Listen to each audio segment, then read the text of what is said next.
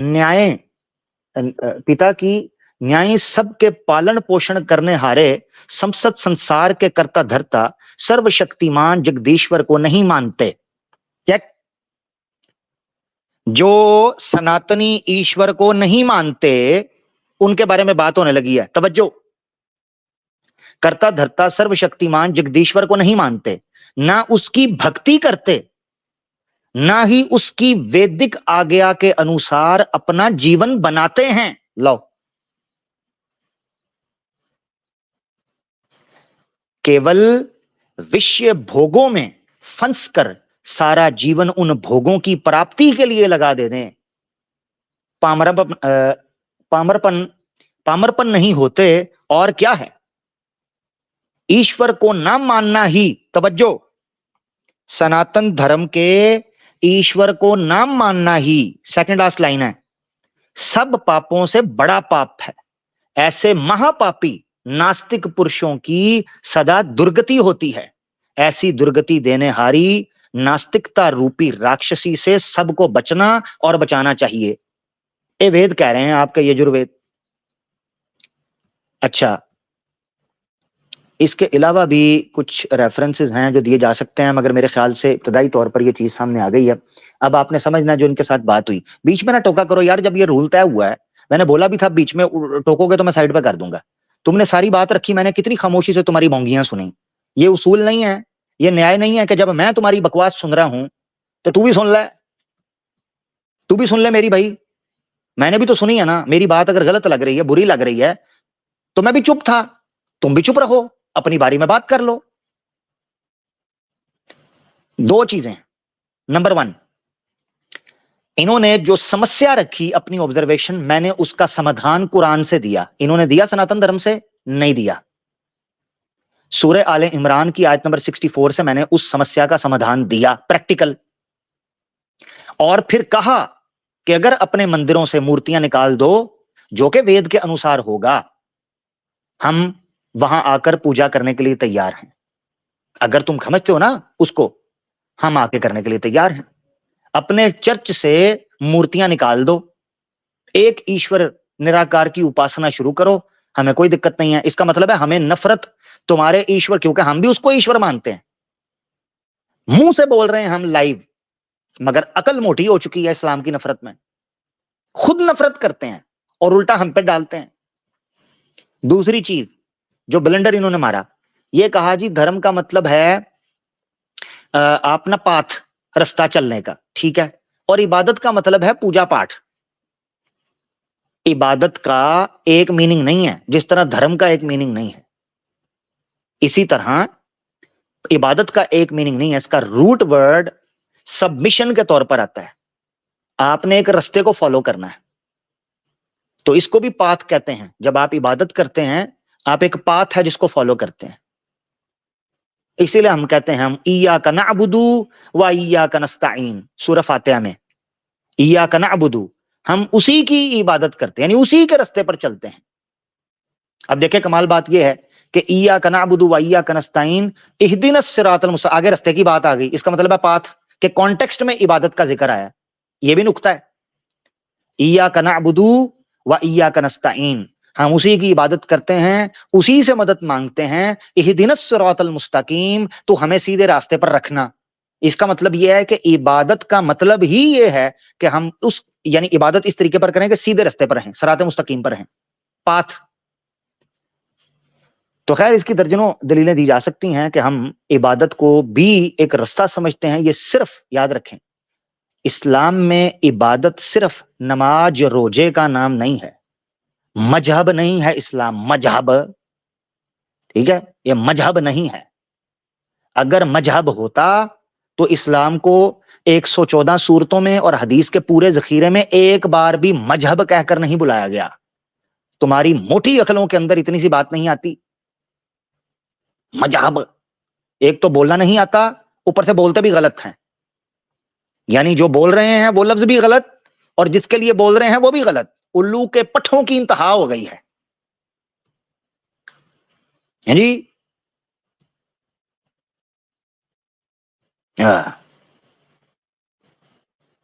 खैर बहरल, ये बात थी। आगे बढ़ते हैं। हमारे साथ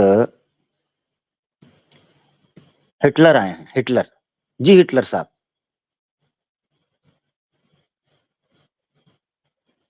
हेलो।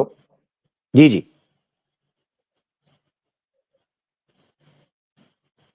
जी भाई, हिटलर आपकी आवाज आ रही थी, आप चले गए हो, दोबारा रीज्वाइन कर लो। ठीक है जी, रीज्वाइन कर लो, याद रखें। अब हमसे इनसे सवाल करते हैं। अब हम इनसे सवाल करते हैं कि आपके सनातन धर्म के अंदर तो जो शब्द यूज किए गए हैं, आप तो उन्हीं शब्दों के ऊपर टिके हुए हो, उन्हीं शब्दों की बात करते हो, उनके अलावा तो किसी कोई बात नहीं करते। और अगर आपके यहां कोई दिक्कत नहीं थी तो जूते क्यों मारते रहे हैं शिव मत विष्णु मत वालों को? वैष्णव को जूते शैव मारते रहे हैं, शैव वैष्णव को मारते रहे हैं, ये दोनों मिलके बुद्धों को मारते रहे हैं, बौद्ध इनको ठोकते रहे हैं। यानी इनका अंदर पता है क्या मसला है? इनके दिमाग में ये चीज फिट बैठी हुई है कि जब से इस्लाम आया ना बर्रे सगीर के अंदर, तो दंगे शुरू हुए हैं। और ये दो हाथ जुड़े हैं, अपना इतिहास पढ़ लो। अभी मुसलमान यहां आए भी नहीं थे तो तुम लोगों ने एक दूसरे को मार काट कर जो यहां पर खून खराबा किया, वो किसी से छुपी बात है? सबको पता है। मुसलमान तो आए बड़ी देर बाद है यहां पर, बीइंग अ मुस्लिम, वो तो आए बड़ी देर बाद है। उससे पहले तुम लोगों ने बौद्धों को काटा, एक दूसरे को काटा, तुम्हारे तो भगवान आपस में लड़ते रहे हैं। अच्छा, ऊपर से हमें आके कहते हैं कि जी देखें, आप तौहीद की बात करते हैं, इसमें बड़ी कटर। और शिव और विष्णु की लड़ाइयां हुई हैं, एक ने एक ऋषि की बीवी उठा ली, स्कंद पुराण के अंदर लिखा है, रेफरेंस मेरे दिन में। तुम्हारे तो भगवान खुद लड़ते रहे हैं और तुम हमें सिखाओगे? हाँ जी, जिनके बड़े लड़ते रहे हों भगवान खुद। ये स्टोरी है स्कंद पुराण के अंदर, एक ऋषि की बीवी उठा ली एक दूसरे बंदे ने। वो बंदा था विष्णु का मानने वाला। जिस ऋषि की बीवी उठाई गई थी ना, वो था शिव भक्त। उसने हाथ उठाकर शिव से प्रार्थना की, उसने कहा शिव जी, आपके भक्त के साथ ठोका ठुकाई हो गई है, धोखा हो गया है। शिव वहां रुद्र रूप के अंदर आकर कहते हैं, किसने ये, किस धूर्त ने और किस अधर्मी ने ये दुष्ट कार्य किया है कि तुम्हारी बीवी का अपहरण कर लिया है? उसने बताया फलां बंदा आया था, मेरी बीवी को किडनैप करके ले गया। शिव वहां पहुंचते हैं, उसको बंदे को पता चलता है कि यार इसने तो शिव की सहायता मांग ली है, और शिव जो है वो आ रहे हैं अपने रॉकेट पे बैठ के। उसने विष्णु जी की तरफ हाथ उठा दिया, उसने कहा विष्णु जी, आपका भक्त संकट में है और आप पंखट पे हैं, प्लीज पधारिए और इस संकट को पनखट में बदलिए और जनाब को माहौल बने यहां पर। विष्णु जी आ गए अपनी उड़न तश्तरी के अंदर बैठकर, वो भी पहुंच आए। लो जी, इधर शिव रॉकेट पे, उधर उड़न तश्तरी के ऊपर विष्णु, आमने सामने। भक्त नीचे इनका यूएफसी मैच देख रहे हैं। यूएफसी मैच, शिव का इधर और विष्णु इधर। बीवी बीच में बांधी हुई है, विष्णु का भक्त इधर खड़ा हो गया राइट साइड पे, शिव का भक्त लेफ्ट साइड पे खड़ा हो गया, दोनों आमने सामने। Round 1 start. दोनों ने अपने अपने टोकन डाल दिए और हैंडल पकड़ लिए। 4 बटन थे, हैंडल एक था। बाकी आप सब जानते हैं, बचपन आपका भी गुजरा है।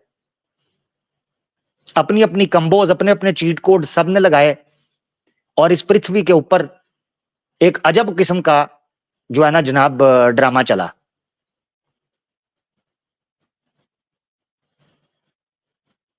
ये तमाशे होते रहे हैं उन लोगों के जो आज आकर हमें कह रहे हैं एक ईश्वर की उपासना कुछ भली मालूम नहीं होती। ओए जाने दो, जाने दो, ठंडी हवा आने दो। तुम लोगों का तो जो है मनोरंजन ही ये रहा है कि भगवानों की कुश्तियां देखकर तुम लोग पॉपकॉर्न लेकर बैठते थे, अब तुम्हें लगता है बोरिंग।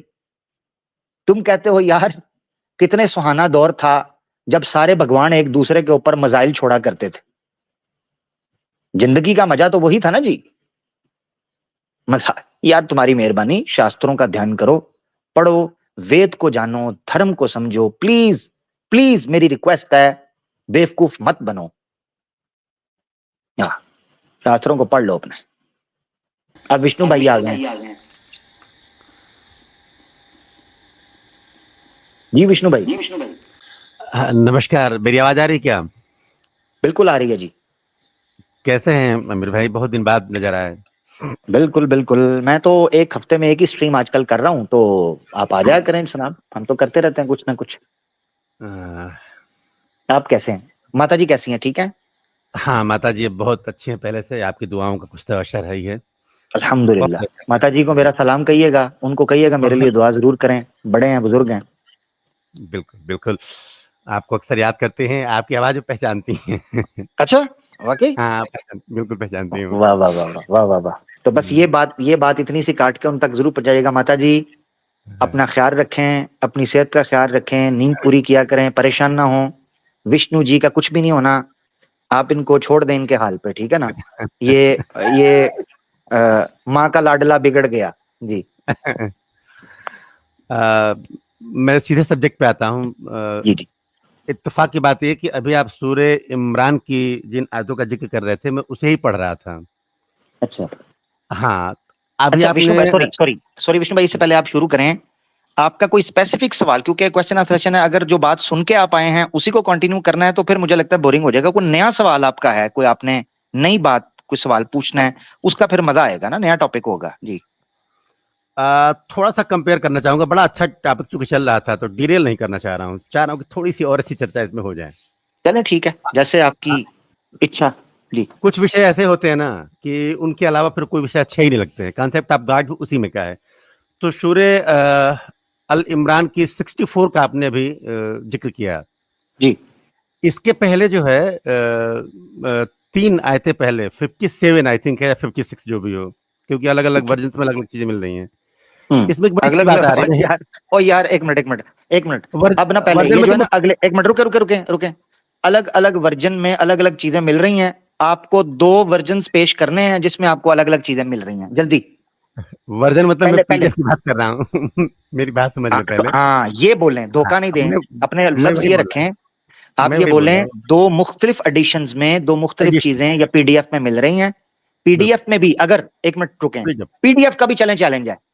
आपने जो सर, आयत पढ़ी है वही आयत आपको मिलेगी, पेश कर दें कि दो में फर्क है जी। आ, मैं 2 पीडीएफ भी अलग हों, वो भी पीडीएफ भी पेश करें, चलें। वो एक्चुअल में ट्रांसलेशन का फर्क है। मेरे कहने का मतलब ये है, मैं वो बात कह लूँ अच्छा, फिर वो भी कह। हाँ, जबरदस्त वो आप जबरदस्त, वो इसका आप मतलब बेहतर है बता कुरान। पाएंगे। ठीक वो है, आप यानी बेहतर बता पाएंगे ट्रांसलेशन क्योंकि में।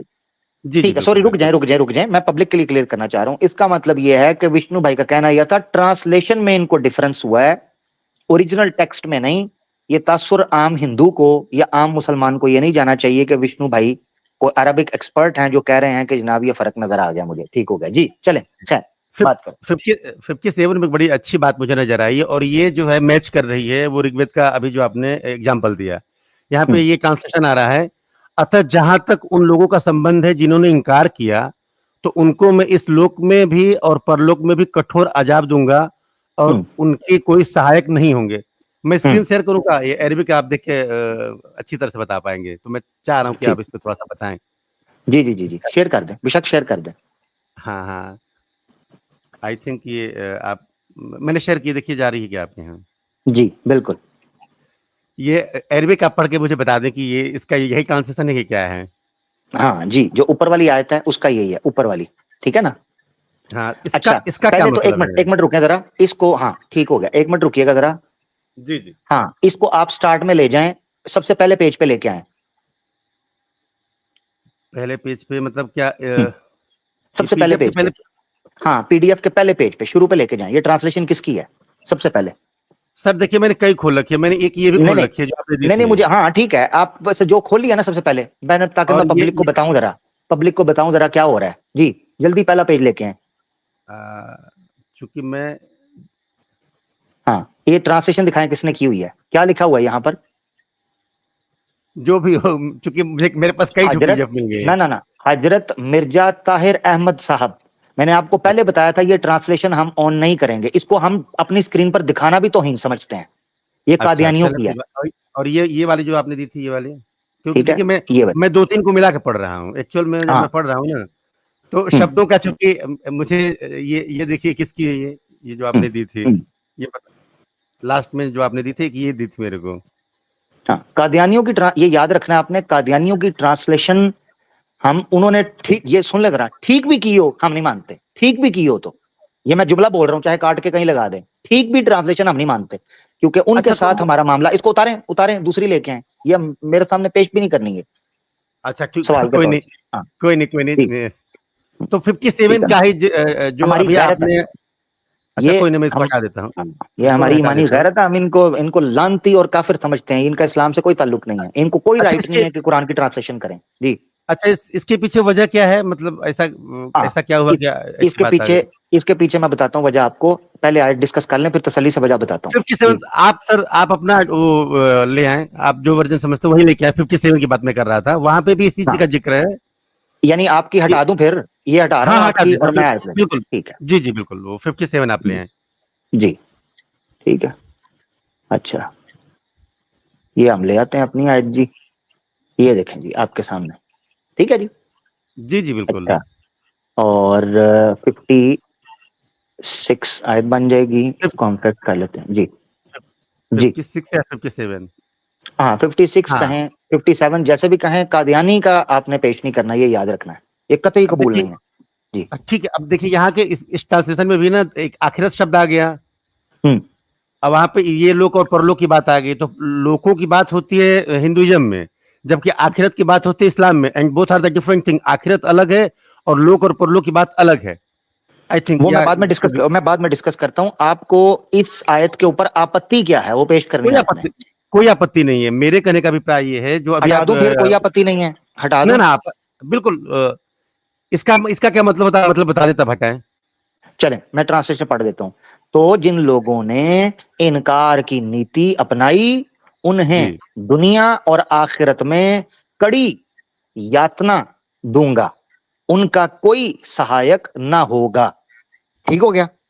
जी, इसके आगे वाली हाँ, भी एक आयत पढ़ दें, इस पर, 57 भी पढ़ दें। हाँ ठीक है, नहीं सही है, इस पर आपत्ति तो नहीं है, 57 पढ़ने लगो नहीं नहीं, इसके बाद, कोई ठीक है। आपत्ति नहीं, कोई आपत्ति नहीं, कोई ठीक है, आपत्ति नहीं, चलें जी, मुझे कोई जबरदस्त, आपत्ति ये नहीं पढ़ने बस। लगा।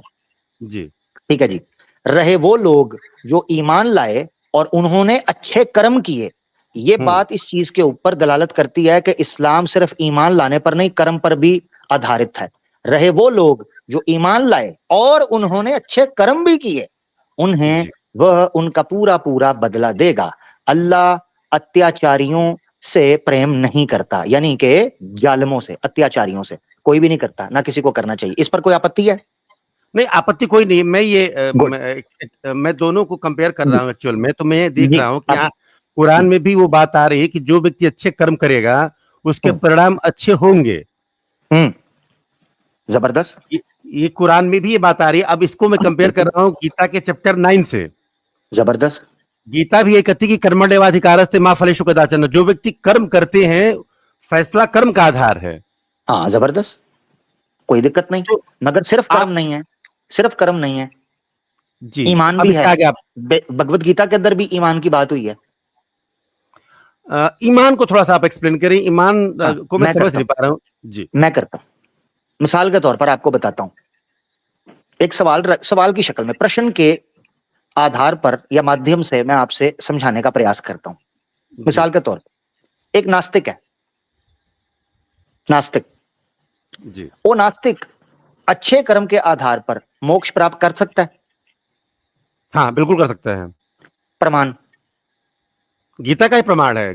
गीता है किधर कि है, अगर किधर है, अ, यही वर्सेज जो है कि कर्मण्येवाधिकारस्ते मा फलेषु कदाचन, किधर या किधर गीता के किधर है, चैप्टर 9 में। दिखाएं बताएं, चैप्टर 9 अभी ओपन करता हूं।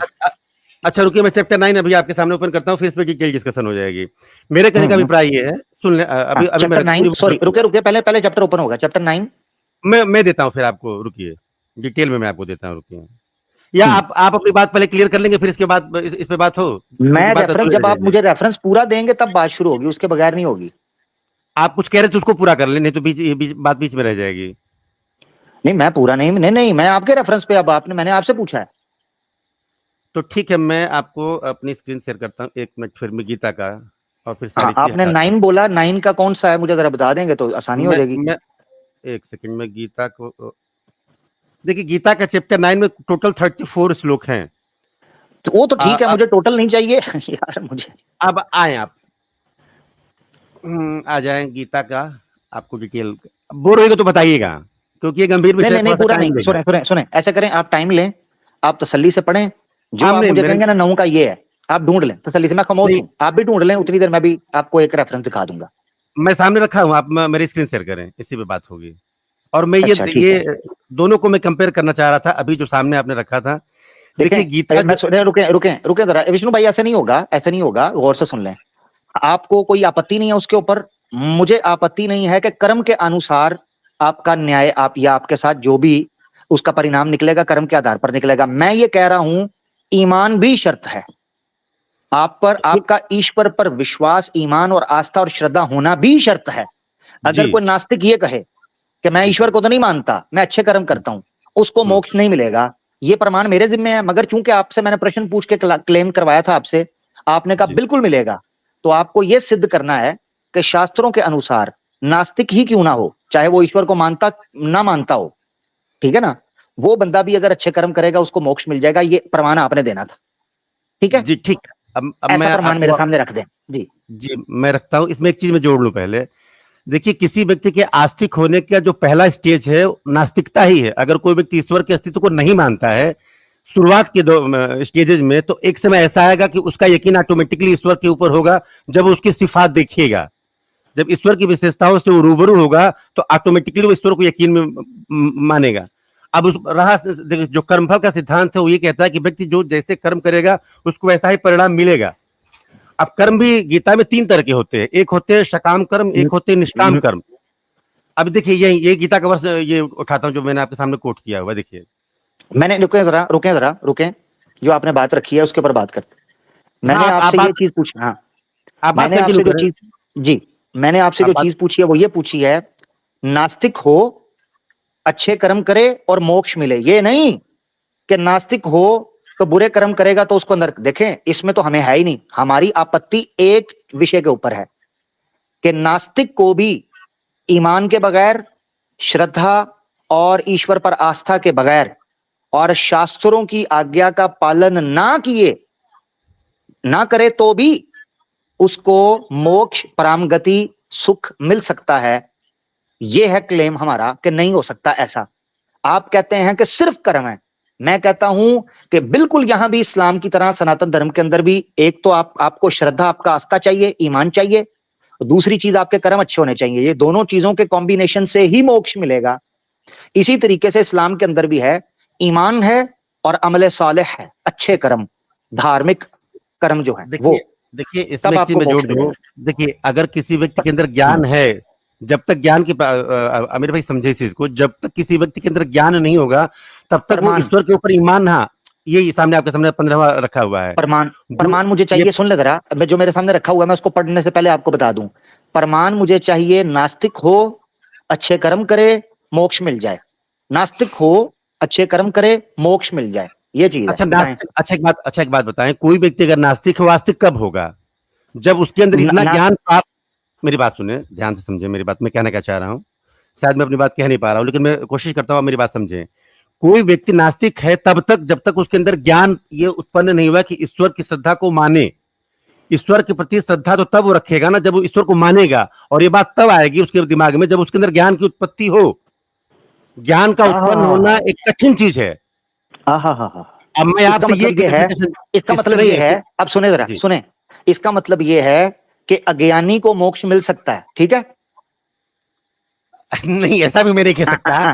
देखिए ज्ञान जो है ना, एक मिनट ज्ञान, रुके रुके, विष्णु भाई आपको पता चल गया क्या हुआ है। आपने बोला कि नास्तिक नास्तिक इसी कारण होता है कि वो अज्ञानी होता है, उसको ज्ञान नहीं, जी तभी वो नास्तिक है। आप ये कहना हाँ, चाह रहे हैं, जब मैंने पूछा कि अज्ञानी को मोक्ष मिल सकता है, आपने कहा नहीं, तो फिर देखिए इसका मतलब है नास्तिक को मोक्ष नहीं मिल अब सकता, ये चाहे वो अब कितने ये अच्छे कर्म मोक्ष, कर ले। नहीं नहीं ऐसा नहीं है, कर्म का फल तो हमेशा मिलेगा। कोई व्यक्ति एक मिनट देखिए, रुके, यही साबित करना है। देखें एक मिनट मेरी बात सुने, दो चीजों में फर्क समझ लें, अच्छा कर्म, बुरा कर्म। अगर कोई नास्तिक बुरा कर्म कर रहा है, उसका फल तो उसे अवश्य मिलेगा, इसमें मैं आपके साथ हूं। सुन रहे हैं, दोबारा सुन लें जी गौर से। बिल्कुल बिल्कुल अगर बिल्कुल, कोई नास्तिक बुरा कर्म करेगा, उसका फल उसे अवश्य मिलेगा, वो नरक में सड़े, या वो जिस तरह भी आप सनातन धर्म के अंदर समझे, उसको उसका फल मिलेगा बुरे कर्म का। आपत्ति और दिक्कत, या हम जिस रास्ते से एक दूसरे से विमुख हो रहे हैं, विपरीत हो रहे हैं, वो स्टेटस है कि नास्तिक अच्छे कर्म करे ईश्वर पर विश्वास किए बगैर, तो भी उसको मोक्ष मिलेगा या उन फलों का अच्छा फल मिले, यानी उन कर्मों का अच्छा फल मिलेगा। इस पर आपने प्रमाण दिया। अब आपने बात कर दी नास्तिक की, इसलिए मैं कह रहा हूं प्रमाण दे दें, बात खत्म हो जाएगी। आपने कहा नास्तिक तभी होता है क्योंकि वो अज्ञानी होता है। तो मैंने आपसे पूछा अज्ञानी को मोक्ष मिल सकता है? आपने कहा नहीं। मेरी बात समझे, ज्ञानी और अज्ञानी एक ऐसी अवस्था है जो ईश्वर को प्राप्त, देखिए सबसे महत्वपूर्ण चीज है ईश्वर के स्वरूप को पहचाना, ईश्वर है क्या।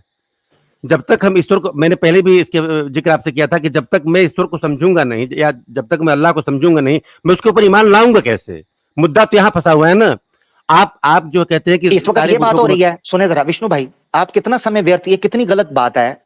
मैं आपसे एक स्पेसिफिक सवाल पूछ रहा हूं, आप मुझे कह रहे हैं कि नास्तिक ईश्वर पर ईमान क्यों नहीं लाता। ये विषय है हमारा कि नास्तिक ईश्वर पर विश्वास क्यों नहीं करता, उसके क्या कारण है। ये बात हो रही है, या ये बात हो रही है कि नास्तिक को मोक्ष मिलेगा या नहीं मिलेगा, बात ये हो रही है। आप मुझे घुमा रहे हैं, आप मुझे कह रहे हैं नास्तिक ईश्वर पर ईमान क्यों नहीं लाता, उसके कारण क्या है, वो जनाब साइंस नहीं आती या शास्त्र नहीं पढ़ता। ये तो बात ही नहीं हो रही। नहीं, मेरी बात समझे, नास्तिक व्यक्ति की आस्था नहीं है ईश्वर में ना, क्योंकि वो अज्ञानी है। जिस पल उसके अंदर ज्ञान का प्रकाश फैलेगा वो आस्तिक हो जाएगा। अज्ञानी है। अब सुने जरा, नहीं तो मैं ये पूछ रहा हूं, देखो यार वैसे कितना विष्णु, इतनी आपकी एज हो गई है, प्रोफेशनल आप आदमी हो। माता जी अगर सुन रही है, माता जी देख रही है अपने लड़के का हाल, ठीक है। अब सुने, मैं रखता हूं। क्या ये बात हो रही है कि नास्तिक ईश्वर पर आस्था अपने अज्ञानी होने की वजह से नहीं रखता? इसमें कोई आपत्ति है मुझे? अवश्य यही बात है। एक अज्ञानी, एक विद्या से दूर, ज्ञान से दूर व्यक्ति ही अधर्मी, दुष्ट कार्य करने वाला और नास्तिक हो सकता है। इसमें किसी को आपत्ति है? किसी को नहीं है।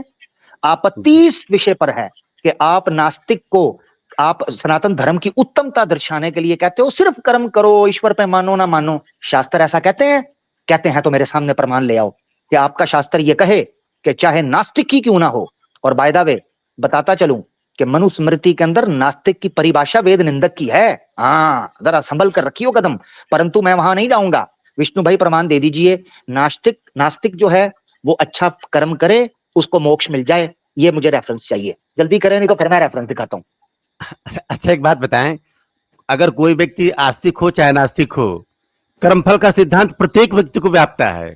कर्मफल का सिद्धांत ये कहता है कि जो व्यक्ति जैसा कर्म करेगा वैसा फल पाएगा, पाएगा ही पाएगा, उससे बच नहीं सकता है वो। सुन लें, मैंने आपको पहले बताया, देखिए दो चीजों में फर्क है। मैं दोबारा रिपीट कर रहा हूं, और मैं चाहता हूं कि शायद मैं इसको लास्ट बार रिपीट करूं ताकि आपका समय भी जाया ना जाए, पब्लिक का भी। दोबारा रिपीट कर रहा हूं, जहां तक हम दोनों की सहमति है वो है नास्तिक हो या आस्तिक, अगर बुरे कर्म, अधर्मी कर्म करेंगे उनका फल भोगेंगे। यहां मैं और आपको कोई आपत्ति नहीं है, इसलिए इस विषय को कर दें साइड पे। ठीक है। आपत्ति जहां पर खड़ी हो रही है वो विषय है नास्तिक अच्छा कर्म करेगा तो उसको मोक्ष मिलेगा। हम अच्छा चलें, इस और आसान कर देता हूं। पहला स्टेप निकल गया, दूसरा स्टेप, इस पर आप और मैं दोनों सहमत हैं कि एक आस्तिक अच्छा कर्म करेगा तो उसके कर्म के अनुसार फल मिलेगा। ये आप भी मानते हैं, मैं भी मानता हूं। अच्छा, इशू आ गया है केवल नास्तिक के अच्छे कर्म के फल के ऊपर कि उसको मोक्ष मिलेगा, क्योंकि अच्छा फल का जो एंड रिजल्ट है वो मोक्ष है, मोक्ष उसको मिलेगा। इसका प्रमाण विष्णु साहब आपने धार्मिक शास्त्रों से देना है। आपने भगवत गीता का अध्याय 9 ओपन किया था, जल्दी मुझे बताएं कहां है, नहीं तो मैं प्रमाण दूंगा फिर बाद में।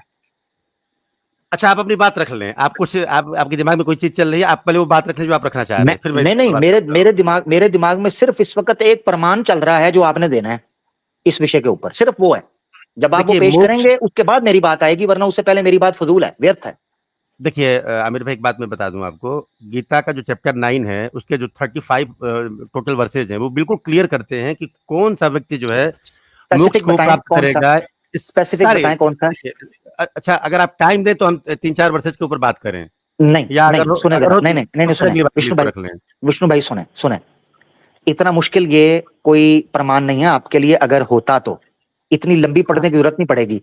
आप मुझे स्पेसिफिक बताएं। यहां देखें, नास्तिक है लिखा हुआ है, श्री कृष्ण कह रहे हैं नास्तिक भी हो तो उसको मोक्ष मिल जाएगा अगर वो अच्छे कर्म करेगा। ये आप दिखा दें इससे मिलती जुलती को बात दिखा दें